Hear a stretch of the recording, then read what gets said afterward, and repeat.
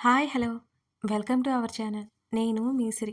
ఈరోజు మనం చెప్పుకోబోయే కథ ప్రియనేస్తం పార్ట్ 43. కథలకు వెళ్ళే ముందు లైక్ చేయండి. ప్రవర్తిక లోహిత కప్స్ తీసుకుని హాల్లో కూర్చున్నారు. ప్రణయ్ గురించి తన గురించి ఆమెకు తెలియదని లోహితకు తెలుసు. చెప్పాలా వద్దా అనే సందేహం. లోహితని ప్రణయ్ ఇంట్లో వాళ్ళ ఒప్పుకుంటారు లేదా అనే భయం.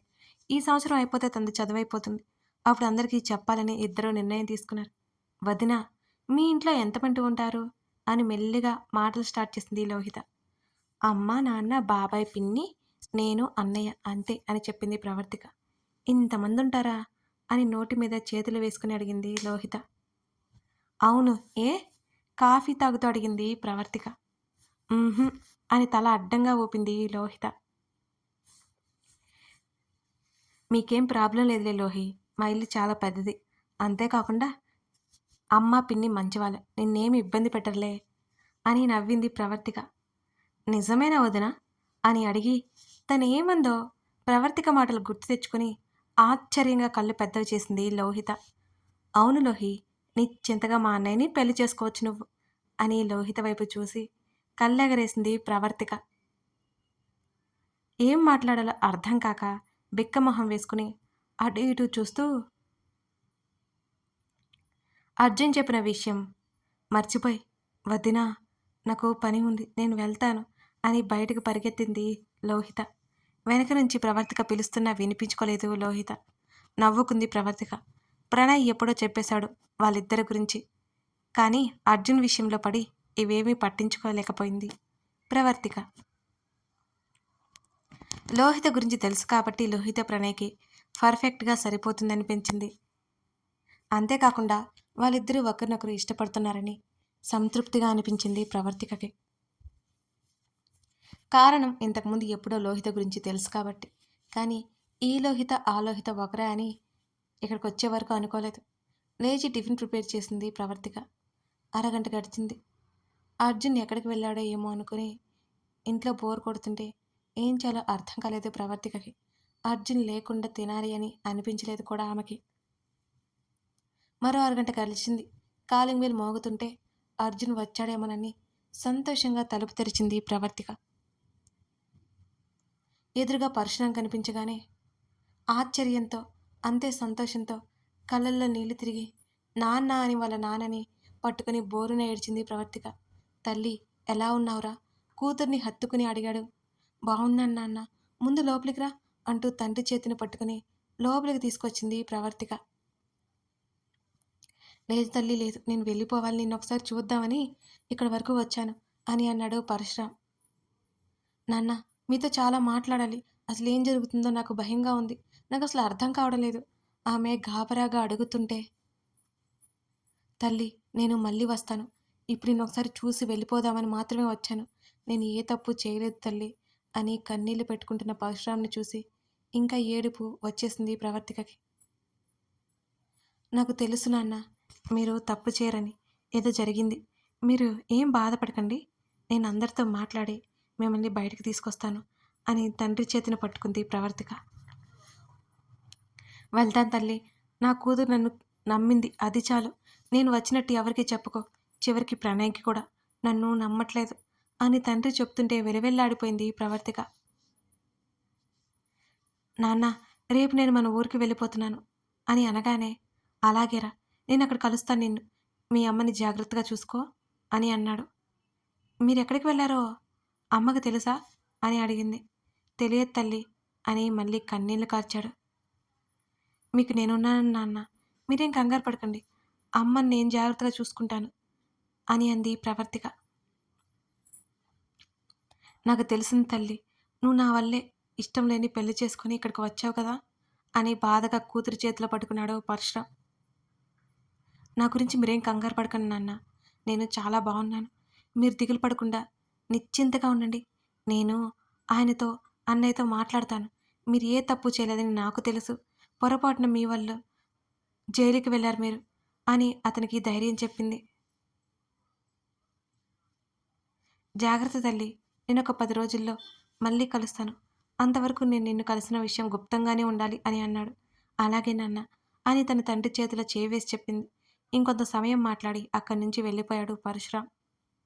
తండ్రి మాటలు, తండ్రి ప్రవర్తన చూసిన తర్వాత తన తండ్రి ఏ తప్పు చేయలేదని ప్రవర్తిక నమ్మింది. అలాగే ఆమె ఆలోచిస్తూ సోఫాలో కూర్చుంది ప్రవర్తిక. అర్జున్ ఇంటికొచ్చేసరికి దిగులుగా ఉన్న ప్రవర్తికని గమనించి కూడా పట్టించుకోకుండానే గదిలోకి వెళ్ళిపోతున్న అతన్ని చూసి కాఫీ కలపడానికి వెళ్ళింది. అతను టిఫిన్ తినలేదని గుర్తొచ్చి గదిలోకి వెళ్ళింది. షర్ట్ తీసి హ్యాంగర్‌కి తగిలిస్తున్న అర్జున్‌ని చూసి టక్కున వెనక్కి తిరిగింది.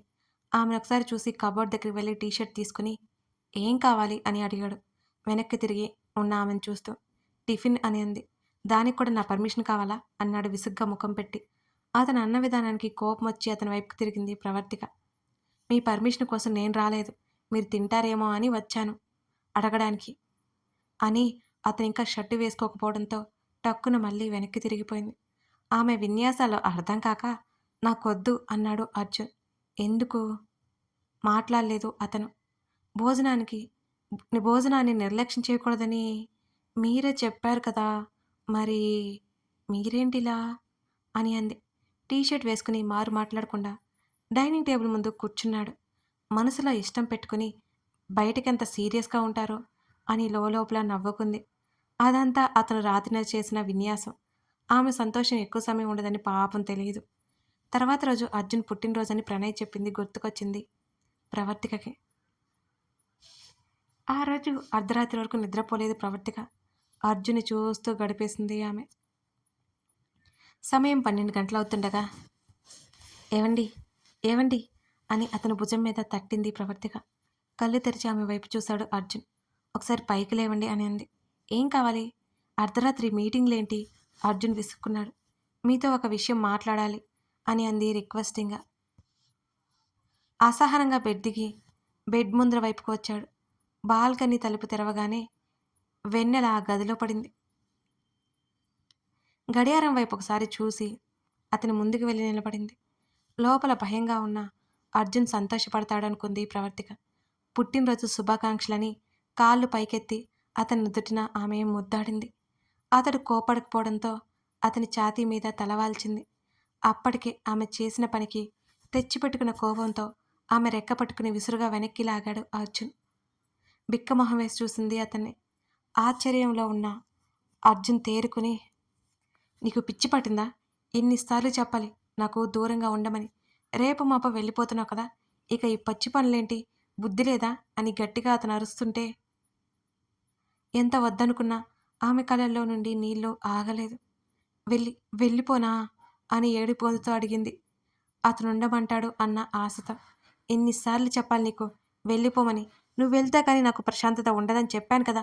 మళ్ళీ మళ్ళీ అదే అడిగి అడిగి నాకు నచ్చని పనులు చేసి విసిగిస్తావెందుకు? ఛ!"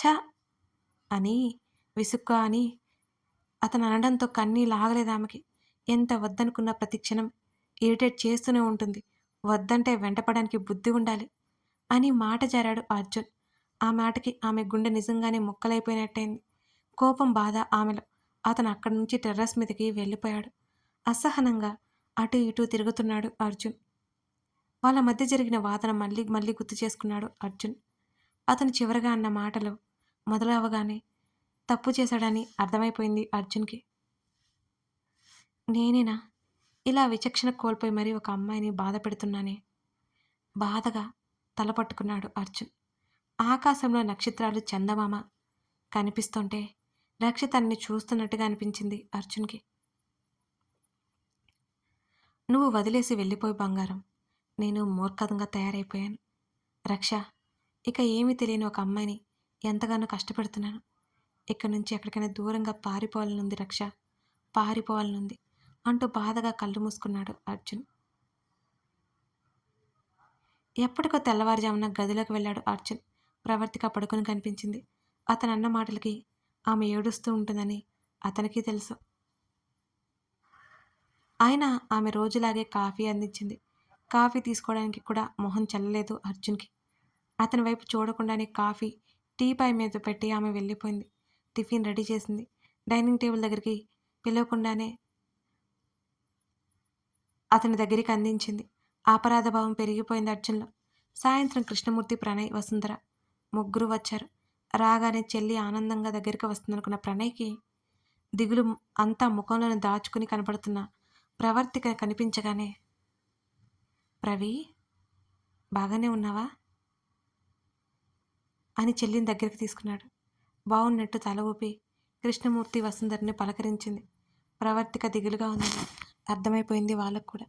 అర్జున్ ఏమన్నాడో ఏమోనని కంగారు పడిపోయింది వసుంధర. ప్రవర్తికని బాధ్యతగా చూసుకున్నట్టే ఉంది వసుంధరకు. కానీ తనకివ్వాల్సిన విలువ ఇవ్వట్లేదని అర్జున్‌కి అర్థమైపోయింది. భార్యాభర్తల మధ్య ఏమీ మాట్లాడకూడదని మౌనంగా ఉంది. ఏదో జరిగిందని బలంగా అనిపిస్తుంటే అడగడానికి సరైన సమయం కోసం ఎదురు చూస్తుంది. మరో గంట గడిచిన తర్వాత అందరూ హాల్లో ఉన్నారు. ఒక్క ప్రవర్తిక తప్ప. "అర్జున్, అమ్మాయి ఎక్కడా?" అని అడిగింది. "గదిలో ఉన్నట్టుంది" అని అన్నాడు అర్జున్. "ఉన్నట్టుంది అంటున్నావు, ఎక్కడ ఉంది? నీకు తెలీదా నాన్న?" అని గట్టిగా అడిగింది వసుంధర. "నేను గమనించలేదత్తా" అని అన్నాడు అర్జున్. అర్జున్ సమాధానం వసుంధరకి అసలు నచ్చనేలేదు. "అర్జున్, నీతో మాట్లాడాలి" అని అంది. "చెప్పత్తా" అన్నాడు. "నీతో, నీ భార్యతో ఇద్దరితో మాట్లాడాలంది. అంతకుముందు మీతో ఒక విషయం చెప్పాలత్తా" అంటూ అందరి వైపు చూశాడు అర్జున్. ప్రణయ్కి అర్థమైంది అర్జున్ ఏమి చెప్పబోతున్నాడో. "అర్జున్, అదంతా తర్వాత. ముందు ఆంటీ ఏదో మాట్లాడుతున్నారుగా, విను" అని అన్నాడు ప్రణయ్. "లేదు, నేను ఇప్పుడే చెప్పాలి" అని అన్నాడు అర్జున్.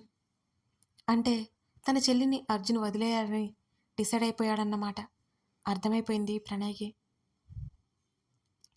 అర్జున్ మీద ప్రాణాలు పెట్టుకున్న తన చెల్లి ఏమైపోతుందో అని భయపడ్డాడు ప్రణయ్.